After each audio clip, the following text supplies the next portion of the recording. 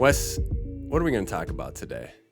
I think it's a mystery, right? Yeah, it is a mystery. Mystery Bounty. Let's go. All right. So this weekend at Running Aces, we have the MSPT Mystery Bounty $360 buy-in event. Mystery bounties are somewhat new to the poker scene. I'd say I first heard about it maybe about 3 years ago. I was going to say, too, I remember there's one at the Wynn, 2 years ago when the World Series was in the fall. Yeah, that was like the initial one, right? Yeah, and so then, like a little over 2 years. Okay. Yeah.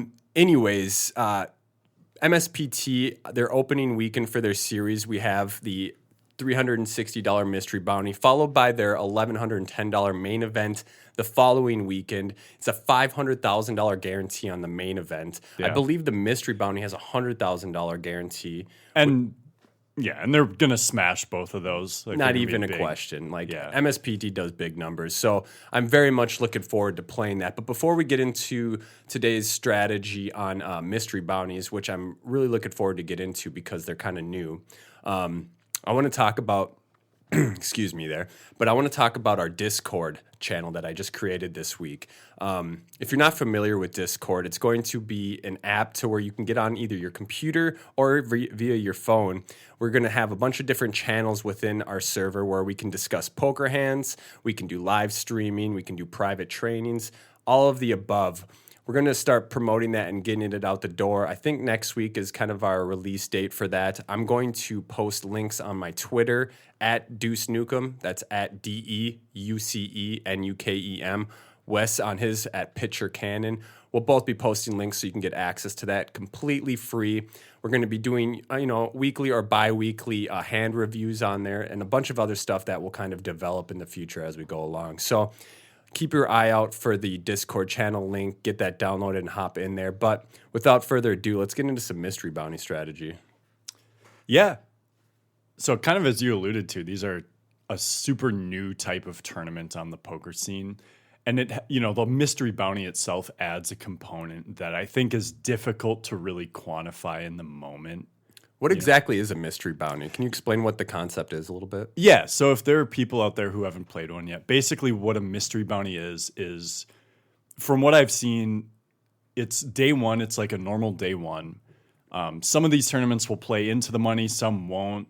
I think, so the way MSPT will do it this weekend is day one goes, we play down to the money exactly. So if you make day two, you're in the money. But then once you're on day two, anytime you knock someone out, you get a bounty for that. And that can range, my guess is that it'll be a minimum of either $50 or $100. And then there's going to be one or two bounties that are like $25K. $25,000 for knocking a player out potentially? Right. And so that's probably similar to what, like second or third place money will be. Yeah, that's a lot of money. And that's just for knocking a player out. Yeah. And so basically what it is some of the money from the buy-in goes into the bounty pool. Obviously, most of the bounties are going to be on the smaller side, but then there are several bigger, I'm sure there'll be like 1,000, either 2,000, 2,500, one or two 5Ks, a 10K, 25, 20 or something like that. Let me briefly explain what that looks like in person. So say you make into day two, there'll be a table set up with like I don't even know what you call those things. It's like a box essentially with a bunch of envelopes in it. There'll be a whiteboard with all the different prizes, and each envelope will have a dollar amount in it, ranging from, like you said, 100 to maybe even 25K. There'll be a bunch of the 100s and only one of the 25Ks, right? So there'll be a bunch of in-betweens, though, like $1,000 ones. There'll probably be a couple $5,000 ones and maybe even a couple $10,000 ones. Yeah. It'll all depend on how many entries there are, that sort of thing. Yeah. But on day two, if you bust a player, you'll get a ticket to pull an envelope from there. And when a bounty gets pulled, say the $25,000 gets pulled, they'll mark it off, so you'll know what's in there still, and that can actually affect your strategy, which we'll get into later. Yeah, definitely. It's all good to know, and yeah, just like you said, knowing what bounties are remaining is pretty important to the strategy. Absolutely. So I think the best place for us to start is right at the beginning. So day one strategy, you sit down, first hand, what are you doing, Max? I'm all in. Yeah. I put my sunglasses on first. And then you and announce headphones. all in. And no, headphones, sunglasses, ignore everyone at the table. Yeah. And announce I'm all in. I think we can leave it at that for the episode. All right. All right. Good strategy, guys. We'll talk to you Thanks, next guys. time. Next time. No, I'm just kidding. We sit down at the table. Honestly, I think day one is going to play very similar to a normal tournament. No bounties are in play. Our primary goal on day one isn't to cockroach our way to day two with a small stack, though. We want to try and build a stack so that we can compete for bounties on day two, right? Right. Yeah, and I think, when you look at it from a mathematical standpoint, there's going to be a percentage of the prize pool that's the bounties and a percent that's the normal payouts. Mm-hmm. And in this case, the payouts are going to be a little bit lower than usual. So a min cash is going to be probably just barely over 1 buy-in, and usually it might be closer to 2 buy-ins. So it's twofold. Like, there's less incentive to cash because, bursting that bubble is going to make you less money than it normally does. Mm-hmm. And so much value from the tournament comes from having a larger stack than your opponents at your table on day two, and just being in a position where you have the opportunity to collect these bounties. Yeah, so the bounties essentially reduce the ICM of cashing because a lot of the prize pool is in these bounties. And you can even, if you can get $25,000 from one knockout, like how incredible is that? Yeah, and I think people will kind of get that intuitively because like to make 25K from the payout, you have to get to like the final 2 or 3 players. Mm-hmm. But you can just do it. You could do it on the first hand of day two. How many people do you think we're going to get this weekend? I'm going to guess the total entries will be like 11 or 1,200. 11 or 1,200. Should we do an over-under bet? Should we say 1160? 1160. All right. Yeah. I like the that thing as is, a line. I don't think either of us really wants to pick the under though. I'm taking the under. All right, I'll take over 1160. All right, you got over 1160. I'm going to take under for dinner. Okay. We'll skip the credit card roulette. We know what would happen with that anyways. Yeah, this is actually like a free roll for Wes because when we credit card roulette, he's got like maybe a 10% chance of winning. I win, but it's on like the Perkins when we get Perkins in the morning. When the steakhouse it's 100% max. Or if it's 4 of us at once, I've lost every time. I shouldn't do this bet. The last bet we had, did we ever give the results of that? You picked 3 players to final table the Fall Poker Classic main. I got 2 of them, and I final tabled myself. And got second for almost $100,000. I think $100,000 after all said and done. Yeah, with like the last longer stuff. Yeah. Anyways, let's get back on track here. I think a couple things we want to clarify first is while we do want to build a bigger stack on day one, it doesn't necessarily mean that we just want to go crazy, raising and opening our range a ton and blasting off. I think we want to kind of stick to our guns in these spots, but where we might kind of open up a little bit is taking significant flips, things like that. Anything else you want to say on that? Yeah, it's basically the same thing you said. Just early and middle of day one is going to be basically the exact same. Usually in this sort of tournament, towards the end of day one, there's some ICM. You're getting kind of close to the money, and there's value to even carrying a short stack onto day two. Mm-hmm. In this case, you're going to be less worried about busting out. And so it might be a case where, in a normal tournament, you'd fold to a 20 big blind, 3-bet jam with like pocket sevens. And in this case, you're like, I call it like, a flip is fine. Yeah. You might take these flip spots because, again, that value of having that much additional to your stack when bounties come into play will add that value that you need to make that flip worth it. Mm-hmm. Yeah. Overall, not too much different on day one, but yeah. And we're not here to talk about, the early stages. Yeah, we're not here to talk about day one too much because day two is when the bounties happen, and that's when things get kind of crazy. Yeah. Yeah. Let's kind of discuss here. Where should we start?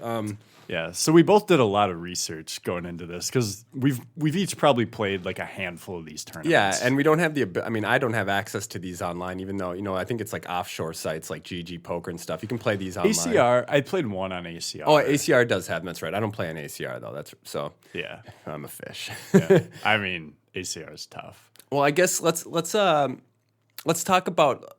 Let's do a couple theoretical positions here. So let's say you're going into day 2 and you have a below average stack. Mm-hmm. What are some of our strategies that we're going to take into day 2 with a below average stack?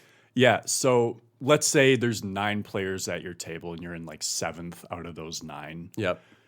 Generally speaking, let's say you have like 16 big blinds or something.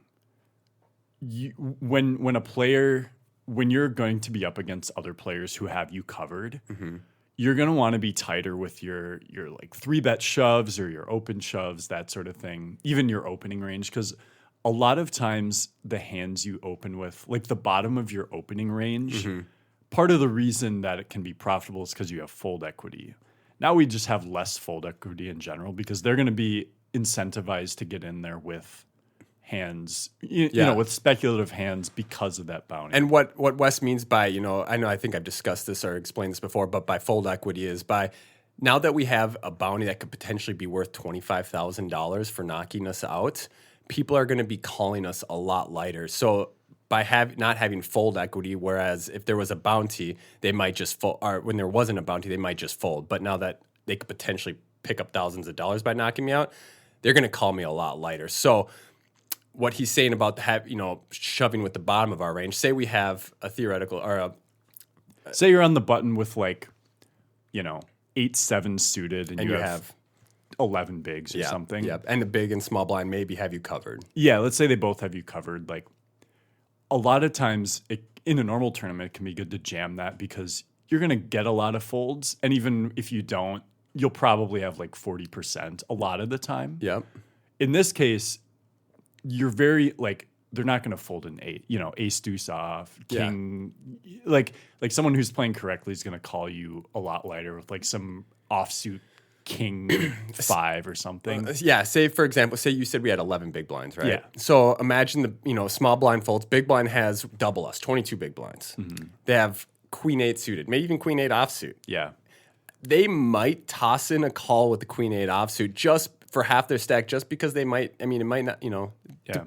Disregarding the math for that potential massive bounty. Mm-hmm. And actually, so let's talk about the general strategy a bit more first. But I do have some semi-specific mathematical examples here because that is a scenario I kind of looked over as much as I could.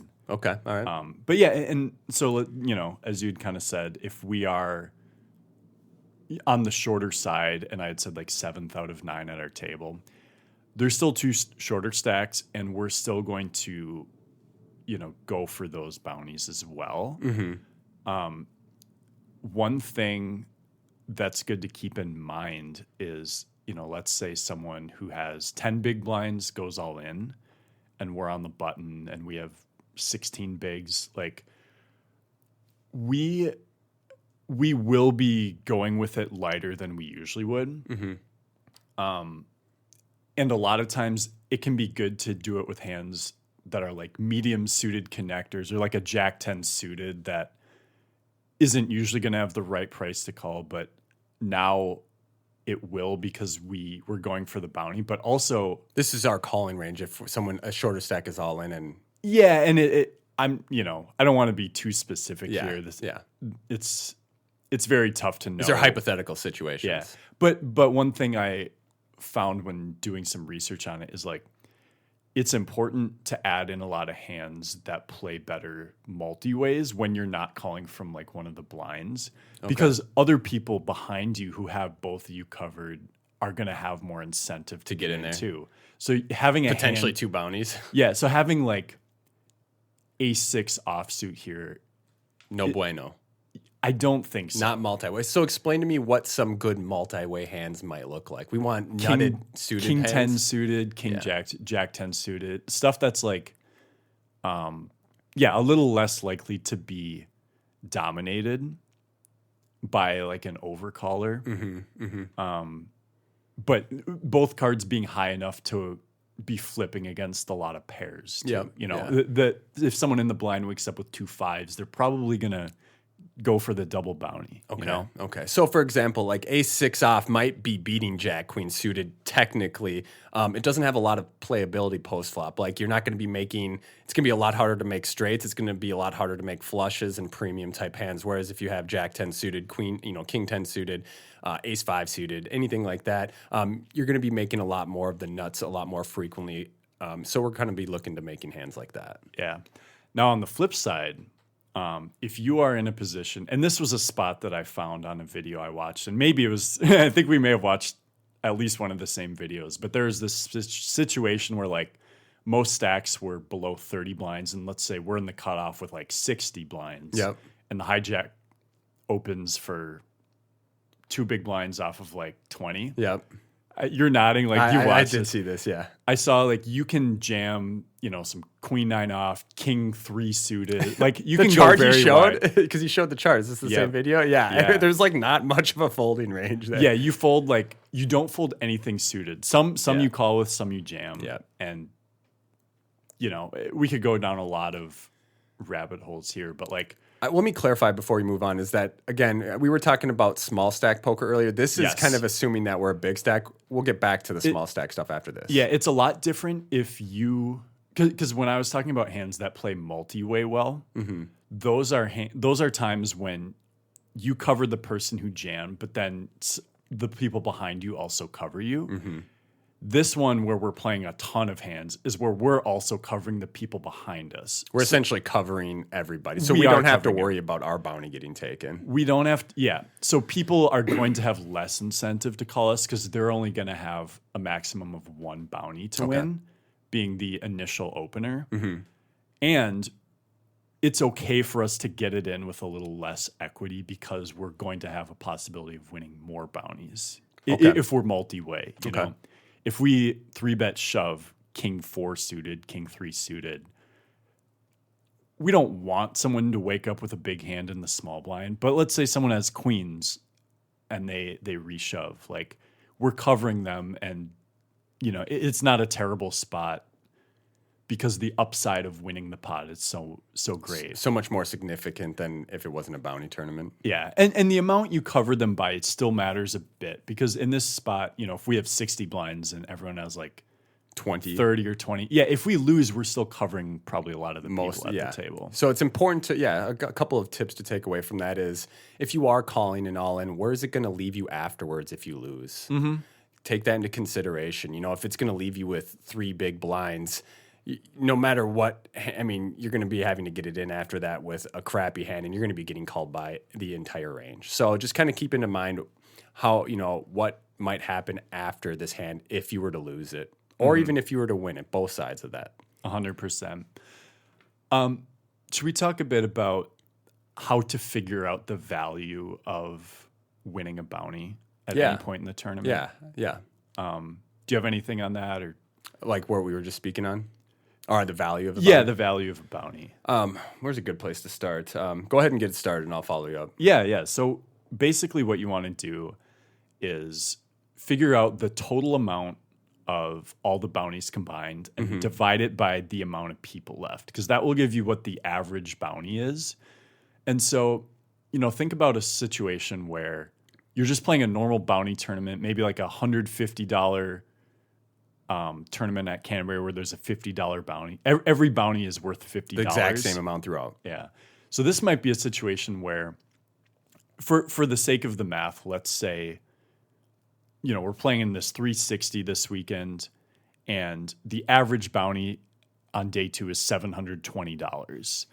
I think it'll be a bit higher, at least to start, then it depends on what gets picked, right? But in this case, the way you want to view it is the EV of your bounty that you win is the average of all the bounties. So like in this case, if the average is $720, you want to view it as if you're just getting a flat bounty of that much. 720. Yeah. Obviously, in reality, you're going to win either a lot of times you're going to win a bit less than that, and then sometimes you'll win way more. So are we finding that average by taking the total amount of bounties left in the prize pool and dividing it by how many are left? Yes. Okay. Exactly that. So, and the way you can figure this out too, and the reason I used 720 is because it's exactly double the 360. Which is the buy-in of the event. Yep. And the way you can kind of quantify this is, let's say, so I think we start with 25,000 in chips this weekend. So if a bounty is worth 2 buy-ins, you can, without really considering the ICM, I guess, you can roughly say that if you win a bounty at that point, when the average bounty is double the buy-in, it's like having an extra 50K of chips in the pot. Yep. Because that's double the starting stack. And so let's say we're in a situation on day 2, the blinds are 5K, 10K with a 10K big blind ante. The button shoves for 120K, and we're in the big blind and we have them covered. Small blind folds. So the total in the pot now is 145K, Yep. and we need to pay 110K to call. And so normally, calculating pot odds and whatnot, we would need about 43% here. To make it a profitable call. Yep. If we say there's an extra 50K in there, so there's 195 in there, now we're going to need like 36% to call.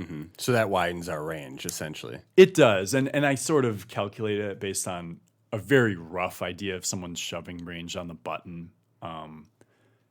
But it could be the difference between, normally the break even is like we'll call with hands like king jack off or king 10 off. Maybe some, queen 9 suited, queen 10 suited, pairs, whatever. Now we can, with the bounty in play, if the bounty is 2 times the buy-in on average, now we can call with stuff like queen 8 offsuit is kind of a break-even call, maybe even queen 7 off. Then there's like any suited kings. I love it. Any suited king is a call. Any offsuit king can be a call. Like king deuce and king 3 aren't great, but Let me ask you, kind of just to break it down and make it more simplified for newer players. Why is queen 7 a call? Is that because, say, our opponent, most of our opponent's range is like, say they don't have overpairs, ace kings, king queen suit, and stuff like that. Against those hands, all in pre-flop, we're going to be 40% to win. Or like, so that's going to be about 35 or 36. So that's Okay. kind of the cutoff. But yeah, if you average, let's say you were in this situation 10,000 times. Yep. Of all the hands that they're shoving the button with, roughly, queen 7, queen 8 off, I think queen 8 off is going to have like a little over 36% on average against those. Obviously, sometimes you're dominated and sometimes you'll have a lot more than 36, but the average will be about 36%. And so like queen 10 off is just a really easy call in that situation. Okay. And to clarify, this is the math that we're using to try and determine if we're going to be calling all in for a bounty. The actual math behind it. I know a lot of players who, aren't mathematically driven will just look at cards and be like, there's a bounty on this guy's head, I'm calling. So there is math behind it that can make it profitable in the long run. Let's remember that this is a one-time scenario where you're in this tournament with a bigger stack, we'll say. No one's going to, are we widening our range sometimes with big bounties available because we're not going to be in this spot 1,000 times? So theoretically, no, but like realistically, there is sort of if that 25K is still on the board, people are going to go for it hard. And you should to an extent, because obviously once someone wins that bounty, the average of the remaining bounties is going to be quite a bit lower. Yeah. So obviously I think you and I both, like, we're not going to play these spots anywhere close to perfectly either. Yeah. But This is a new concept for a lot of people. We're learning as well, but we want to share the studying and information we've learned so far with you as you go into it. 100%. Yeah. So generally, like the way I would suggest to apply this is you're on day 2. Just keep sort of a rough tally of, the bounties remaining will be on a whiteboard up front. So be sort of aware and have a rough idea in your head of what the average is. It could be like 1,200. It could be 600 at some point. It could be a lot of things. And just like have a rough idea of, okay, the higher that number is, the more I'm going to want to go. Exactly. Go for it. Yeah, that's a great way to put it. And kind of to hop on that, for my less mathematically driven friends and listeners, pay attention to the whiteboard on day 2 if you make it there. If the $25,000 bounty is gone and there's just a bunch of $100 and $500 ones, so the big ones are gone, there's a ton of lower bounties, tighten your calling range up a bit. You don't need to be calling off for bounties when you're not going to get a big bounty. Getting deeper might be more profitable for you in that spot. So if you have 10 due suited, you know what I mean? Right. Yeah. Just kind of hands like that. We still want to get bounties because there might even be a 10K, one 10K in there, something like that. But Wes had given the math to kind of help you figure that out. So total up all the bounties, divide it by how many bounties are left, and then you can use that to help calculate it if you are more mathematically driven. Yeah, that's a great way to say it. And I think another thing that's important to pay attention to as well is like as you go deeper in the tournament, the payouts will start kind of mattering more too, Yeah. So when there's 80 people left on day 2, you don't really care about laddering up Right. $100 or whatever it might be. Yep. So for example, if we're just fresh in entering the money, the pay jumps, for example, will be 1.2x buying. So we'll just say it's like 420. Yeah. Very convenient. But say the min cash is 420. Well, the next 10 players out are going to get 420. So those numbers don't really factor into our range, our worries as much when calling all in, especially if there's big bounties still in play. But say we're down to the final 12, or no. Say we're down to the final table, and each pay jump is worth now $1,000, $2,000, $4,000. And as they progress, as we lose players, it gets bigger and bigger. We want to take that into consideration more. ICM doesn't matter as much early in the money as it does later in the money. 100%. Yeah, and at a final table, like if you're at a final table, one of these, and the maximum bounty is like 1,000, and the average is like a few hundred, just play that as well as you can, as well as you would play a normal final table. Like basically play it the same. If that 25K is still there, and the average bounty at the final table is maybe a few $1,000s. It gets complicated. It does. But don't, again, I've stressed this a lot, is don't overcomplicate things. Make things simpler for yourself. If you're not really sure on the math or sure on the ranges, do what feels right to you, because that's the best you can do in that moment. And if you have questions about that, again, you can hop in our Discord server next week and run the hand by us, and we'll help you out. There we go. I want to kind of take a step back now that we've discussed the math and stuff behind this. We talk about coming into day 2 with a short stack, right? Mm-hmm. We kind of want to have a tighter range because the bounties in play will make it so that people are going to be calling us with a wider range of hands. Let's do the opposite of that. We're day 2. We have a heap of chips. Let's say we bag chip lead on day 1. We're coming to day 2. What is our baseline strategy on day 2? Are we opening a lot, or what does that look like? Yeah, we're going to be able to open more because for multiple reasons. So first off, let's just remember, like, the short stacks are going to need to play kind of tight anyways.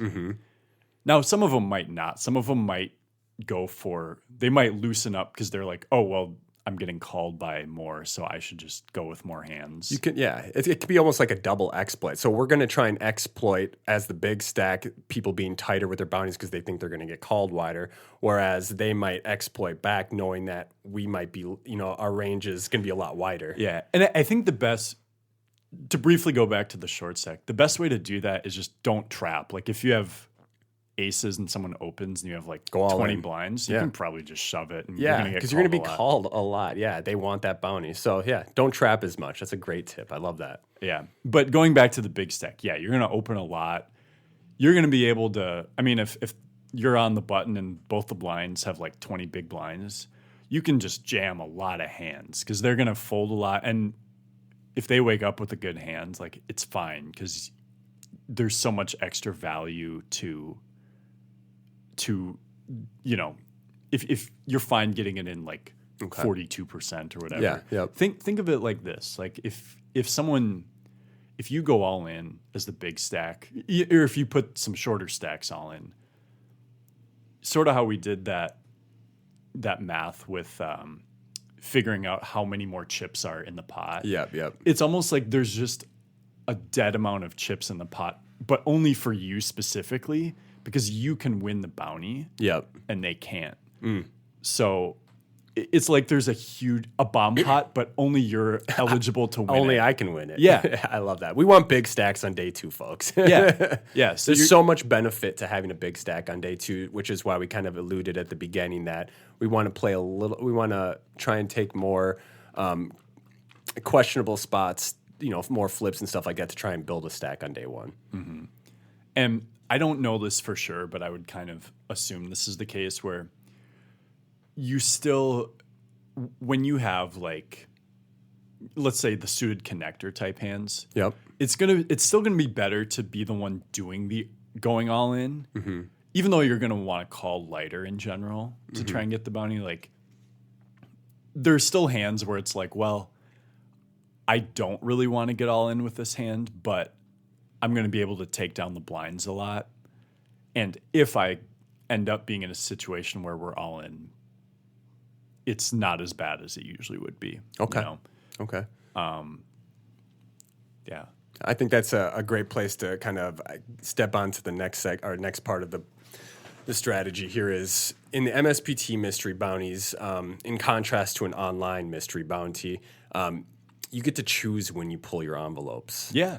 And what I meant by that is online, I think they just give it to you right away, right? They do. I've only played like one online. But Okay. yeah, they just tell you what you won immediately. So in a live mystery bounty, specifically the MSPT at Running Aces this weekend, when you knock out a player, you get a ticket or something. You get a laminated...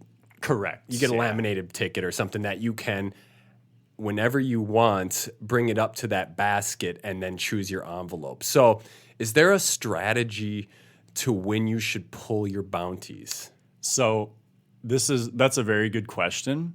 No, there's not. So I think I've heard people argue both ways, like, oh, you should wait longer because... I've heard that as well. I see that a lot too, like when I played these previous ones. Yeah. And then some people are like, well, no, but the big bounty could be gone, so you should pull as soon as possible. Mm-hmm.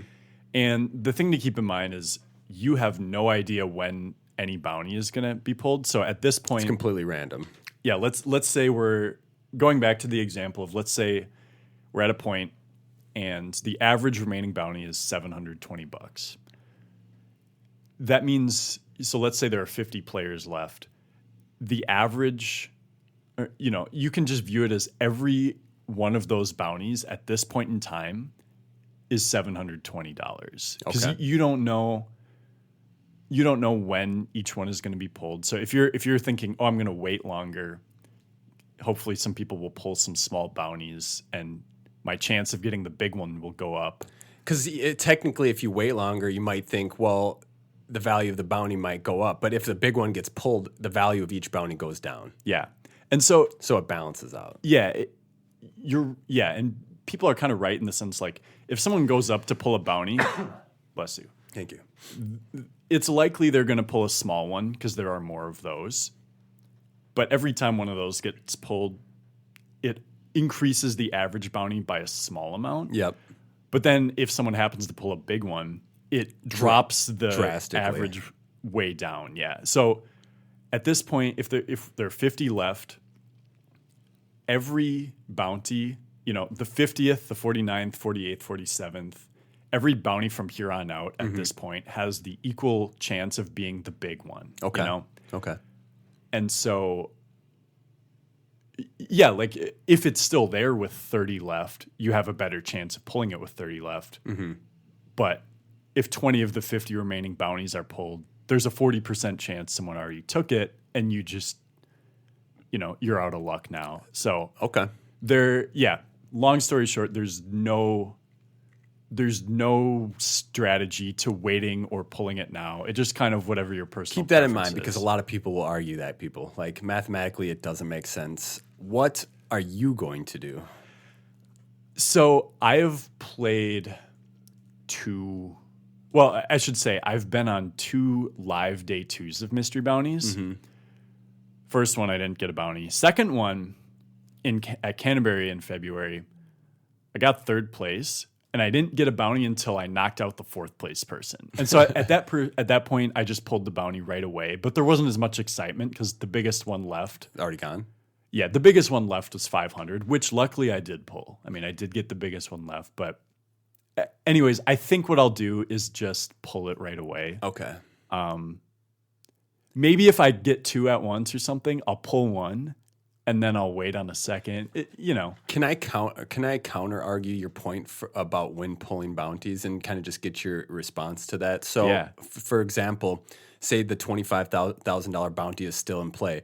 Shouldn't we be more incentivized to pull the bounty right away with the ability of it being gone?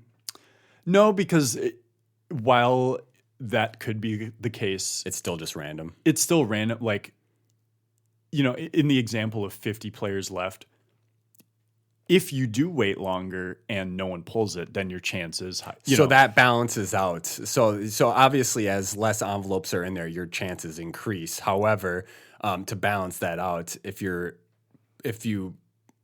kind of lost my train of thought there, but if you essentially wait and the 50's gone, that's what balances it. Yeah. Yeah. Did that make sense? that makes sense. And, Okay. And yeah, you explained that. I understood what you meant. Okay. But yeah, basically it's true that if you wait longer and no one pulls the big one, Mm-hmm. you have a better chance of it. Yep. But there's you pulling it when there's 50 players left. If you're like, okay, I'm going to wait until there's 30 people left and then I'll pull the bounty that I already won. At the point in time when there's 50 players left, there's an equal chance of the next bounty being pulled being the high one and your 30th one Okay. being the big one. Okay. So you're just taking the chance of, if no one takes the big one by then, you have a better chance. Okay. But you're risking someone taking it. So All right. So let's kind of go over a few hypothetical situations. Yeah. And then after that, we'll kind of summarize tips to go into the mystery bounty with. Mm-hmm. Hypothetical situation number 1. We're at the final table. Mm-hmm. We're a middling stack. Doesn't really matter. Stacks don't matter. Big bounties pulled. Okay.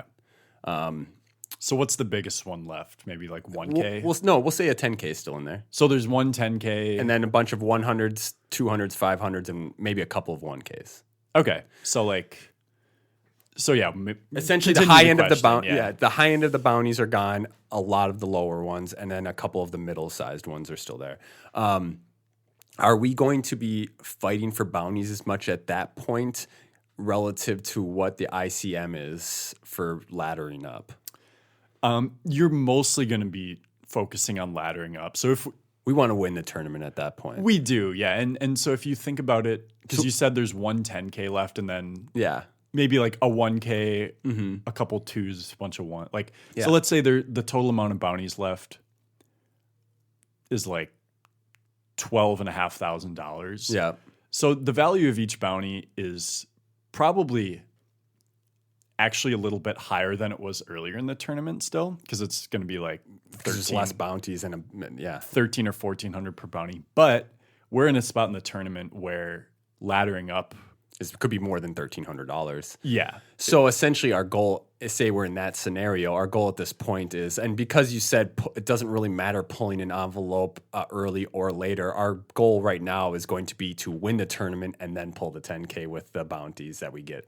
For sure, yeah. And it's still worth, I mean, the bounties still matter, and so when you're on the margins, like you'll still want to be a little bit lighter if you're calling off a shorter stack because it's still a factor and it's still a little extra added incentive compared to a normal final table. But it's not, you're going to want to be a little bit less aggressive going for bounties than you would just early on day 2. So hypothetical situation number 2. We're going to take a step back in the tournament, back to day 1. Okay. And we're last level of the night. Okay. So we're like very close to the bubble. We're getting very close to bubble. So just to kind of remind people, the bubble bursts at the end of day 1. So we come back into day 2, right into the money. But we don't get bounties on day 1. Say we have 15 big blinds approaching the end of the night. Are we going to start fighting to build a stack at that point, or are we going to cockroach our way into day 2 and then potentially build up once we're in the money? What should people do if they have a shorter stack? And I think something we need to take into consideration here is if there's further flights and if we're going to be buying into those in that case. Yeah. So yeah, I view every buy-in as its own tournament. So I'm going to like kind of not care so much about if we're going to buy in again. I mean, I understand like on a human level, like, yeah, if it's Thursday, maybe you're going to be like, okay, I'm fine busting out. But if it's Saturday, you're going to be like, well. Right. So what he means by that is Thursday means that we might be able to buy in on future flights like Friday and Saturday to continue to build a stack. But on Saturday, there's no more opportunity past that point. So I guess without you saying this, I think the primary strategy might be is if it's Thursday and Friday, we might. Okay. So let's hear it. Okay. So what I'm saying is that's what people sort of emotionally tend to do. Okay. But on the other hand, the way I try and view it, and I'm susceptible to this stuff too, but on a purely logical level, like because like you said, each tournament is its own. Yeah, every buy-in is its own tournament. Yep. So for the value of your current stack, your current buy-in, like that's all that matters right now. So, anyways, to answer the question of how we should be playing, if we're on the bubble or maybe 2 off the money, and we're a shorter stack. Yeah, we're a shorter stack. Do we fight for it here? Yeah, I would phrase it as we lean more towards that than we normally would. Okay. So we're still, we're not just taking 7-5 suited in middle position and shoving it in, but we are, in other tournaments, we're going to be like very selective at this point as far as our hand ranges.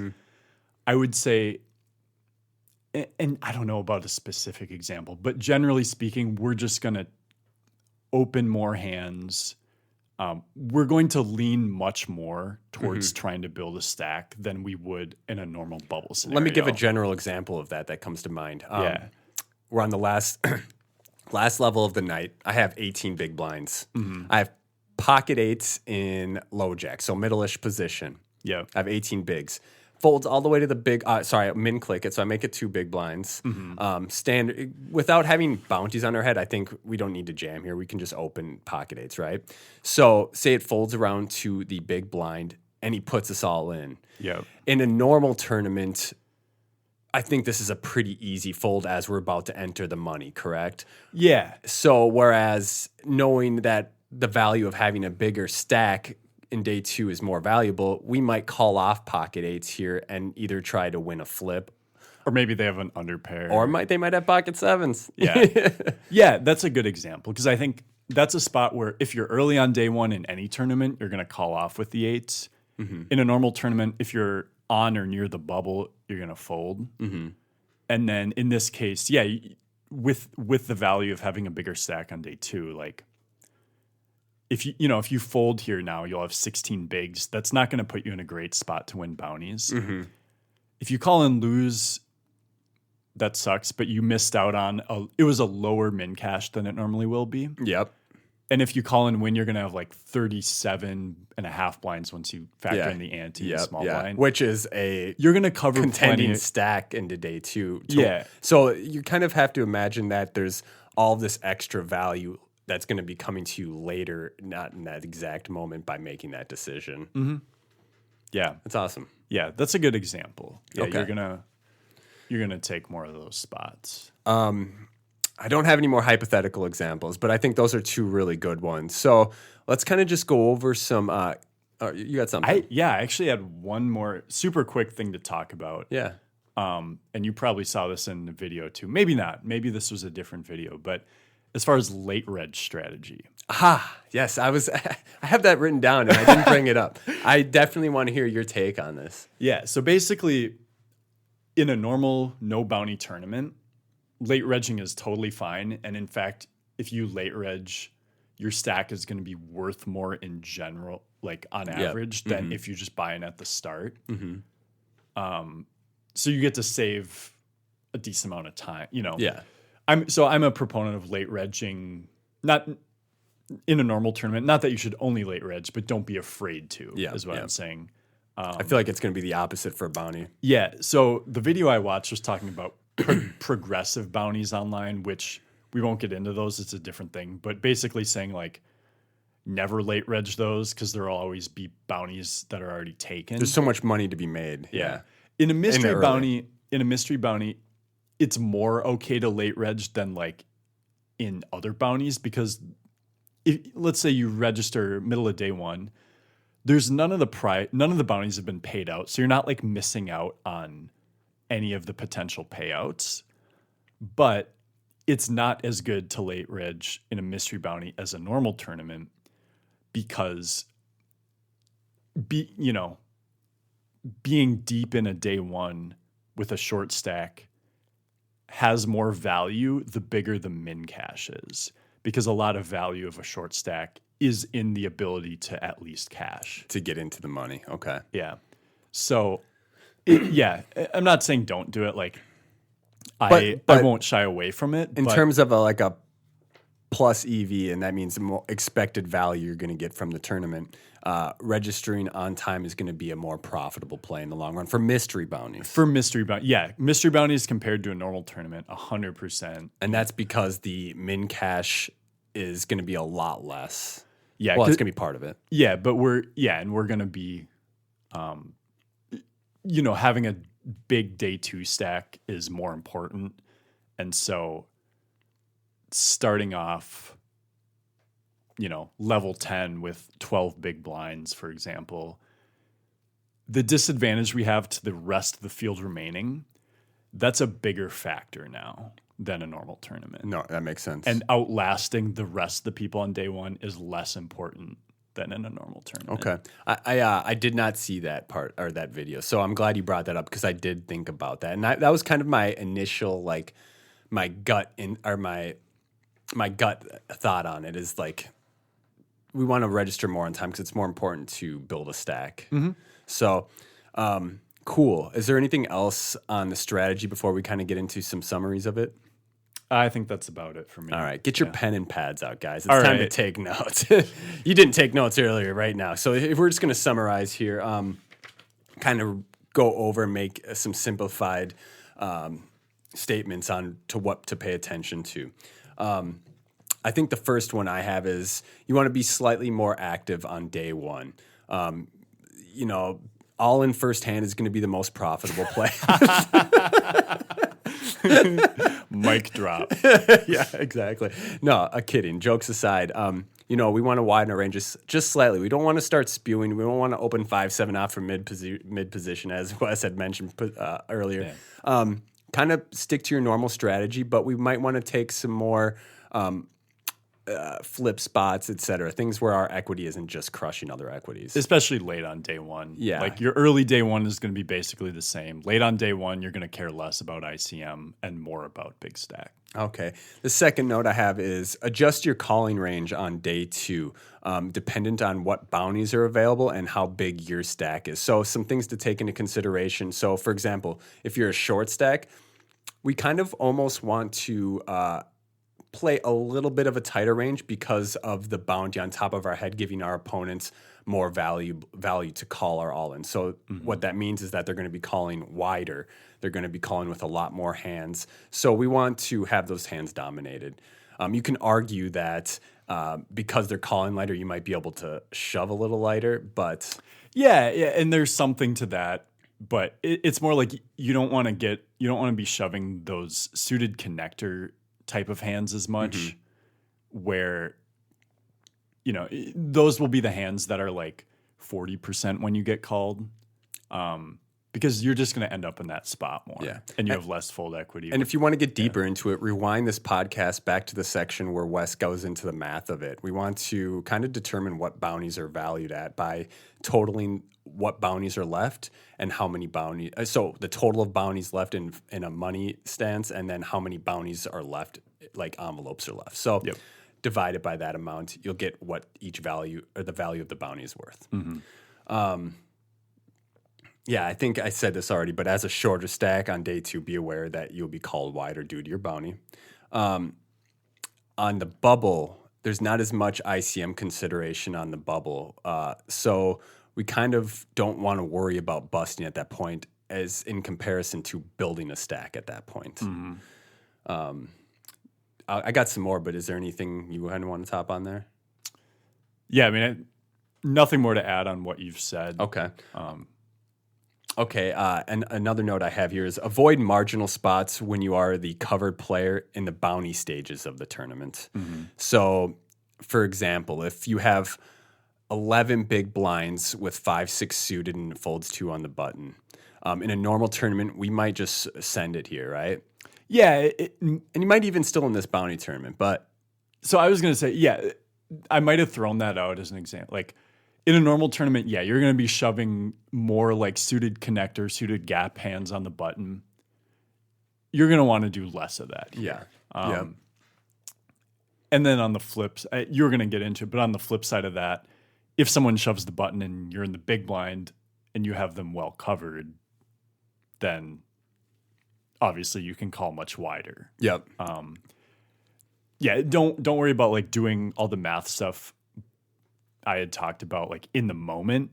I'm not going to be doing that in my head every time a new bounty comes off the table, but the more you study it, the more it becomes intuitive. You kind of can come to those conclusions a lot easier and quicker without having to do all of that necessary math because you're trained on it. Yeah. I think the best way to think about it theoretically is like Wes's time bank is always up. He's always doing calculating. Go ahead. When you are the player covering someone who's all in, think about it as if there's just some extra dead money in the middle that only that's only there for you to win, but not them. Yeah. So you do get to That's call. if you have them covered. Yes. So you get to call a lot lighter.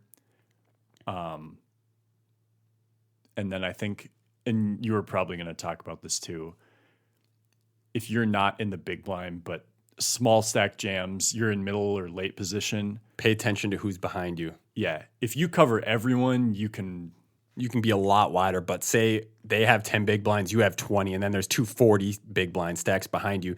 They're even going to be more incentivized to call wider having 2 bounties in front of them. There's going to be a lot more of that dead money in the pot to that going that only they have access to that you don't have access to. Yep.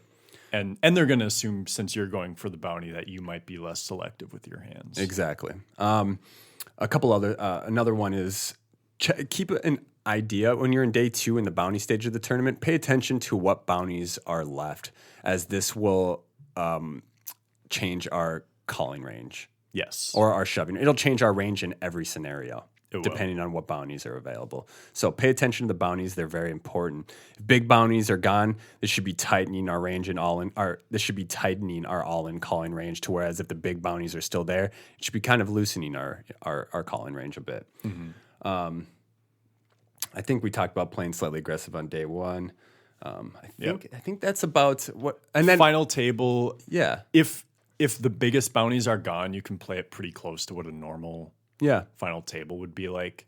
If there are still big bounties in play, man, it's tough to figure all that stuff out. Cause it's a lot more difficult and a lot more complex when the big bounty is still in play and ICM is still important. And the pay jumps are a lot more valuable because there's a lot more money involved, a lot more ICM. I think, late registration. Yeah.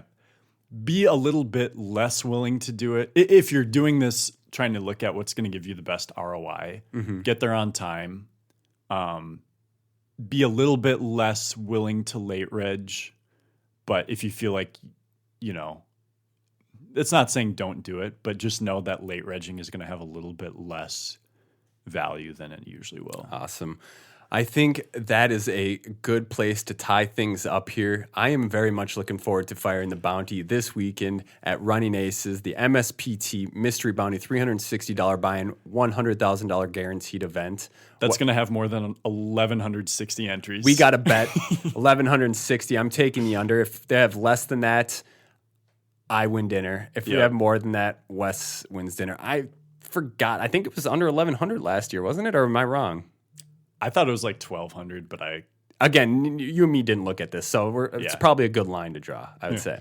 And then before we finalize or sign off here, I want to mention again that we have that Discord opening up next week. I would love nothing more than to build a Suited Kings community to where we can all hop in there. We can talk poker, we can learn, we can grow as poker players, and maybe even as people. You know what I mean? Create some friendships, and just kind of have an awesome experience through this Discord channel. If you have questions about that, or if I didn't make things clear enough, Twitter me or send me a direct message. Twitter me. Send me a direct message on Twitter. Send Wes a direct message. We love talking poker. We love talking this stuff, as we always mention on our podcast. So, yeah, this was a fun episode, and I'm pumped for the tournament this weekend. Yeah, man, me too. And we actually have some really cool interviews coming up. I know we have one lined up for the next couple weeks that I think you guys will enjoy.